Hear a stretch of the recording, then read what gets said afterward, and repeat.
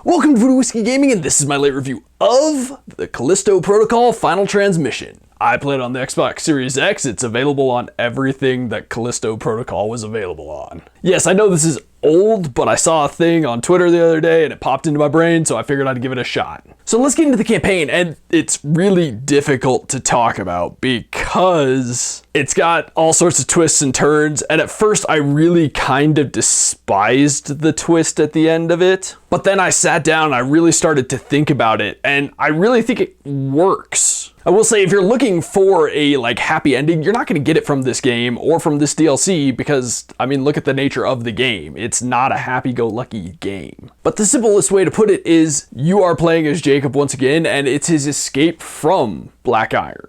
And as I said, there are twists and turns along the way, and I kind of saw it coming pretty early on. But then when they happened, and then I got to sit there and think about it, it clicked, and I kind of liked it. But let's move on to the audio, and once again, the voiceover work is fantastic, just like it was in the main game. The actors do a great job. The music is once again good, and so are the sound effects. I stand by, while the sound effects are good, they don't help this game in the whole horror element. And I'm gonna go on to the gameplay mechanics and whatnot, and this is once again much more of a sci-fi survival action game rather than a survival horror game. And I guess the reason I keep coming back to that and harping on that is because of the fact that this was supposed to be the spiritual successor to Dead Space. It definitely didn't help that we got the Dead Space remake not that long later. But that being said, the DLC really adds nothing in the gameplay element, unfortunately. It plays the exact same as the game. It's very melee focused. Because of the limited inventory, you can't carry a ton of ammo or healing or any of the things. So you're still very reliant on the melee and the dodging system. And just like the main game, you get the hang of it, you're gonna do okay, or you're gonna die pretty instantly. So it balances out. Fortunately, the game has very short checkpoints, so you never really feel like you're getting ruined. But really, all my complaints from the main game stand here,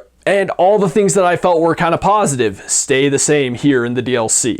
Now, as for the controls, I think the controls work well. I don't have any major complaints with them. Yeah, the aiming is not perfect still, but given that it's predominantly a melee-focused game, aiming is not necessarily, what you need all the time, especially since you kind of auto-lock onto enemies, so even then, it's not necessarily an aiming thing for melee either. Then last but not least, the graphics and visuals, and it's still a gorgeous game. Legitimately, it is a beautiful game.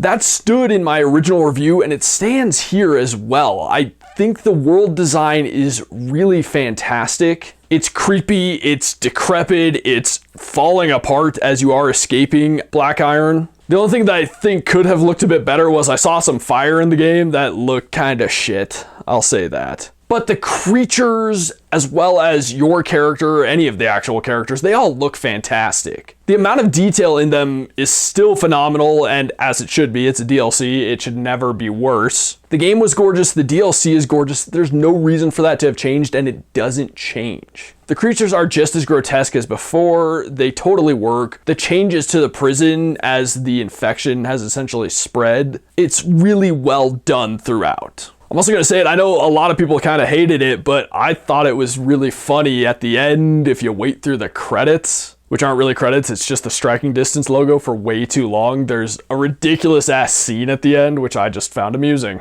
Okay, so to wrap this up, I'm gonna say the fact that I had to pay for the DLC still kind of sucks considering how short the main game was, and at launch no New Game Plus. I have since played it with New Game Plus, and I thought that was a good idea, although doesn't fix the inventory issue.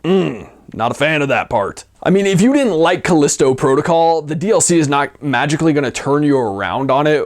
I do think it's a satisfactory ending, and I think it does a good job setting up for the possible sequel, which I do hope they get because I think there's room for improvement, and I don't think this is a terrible game. I just don't think it lived up to the hype that it was getting beforehand. I will say, however, having to pay for the DLC definitely hurt. I don't think I should have had to have paid from it from the start. So it is kind of hard to recommend the DLC, although if you hardcore loved Callisto Protocol, then you're probably already played it. Okay, in the comments down below, why don't you tell me, have you ever played a game where you were really hoping the DLC would turn it around and it didn't just quite do that for you?